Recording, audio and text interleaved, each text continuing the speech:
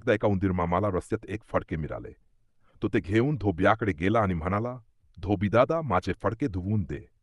धोब्याने फडके छान धुवून दिले. त्यानंतर उंदीर मामा शिंप्याकडे गेला आणि म्हणाला, "शिंपी दादा, मला एक सुंदर टोपी शिवून दे आणि तिला रंगीत गोंडेही लाव." शिंप्याने छानशी टोपी शिवून दिली. उंदीर मामाने ती टोपी डोक्यावर घातली आणि डोलके वाजवत गाणे गाऊ लागला. "राजाच्या टोपीपेक्षा माझी टोपी छान, ठुम ठुम ठुमक." राजाने हे ऐकले आणि शिपायांना हुकूम दिला, "जा, त्या उंदराला पकडून आणा." शिपायांनी उंदीर मामाला पकडले आणि दरबारात आणले. राजाने त्याची टोपी काढून घेतली.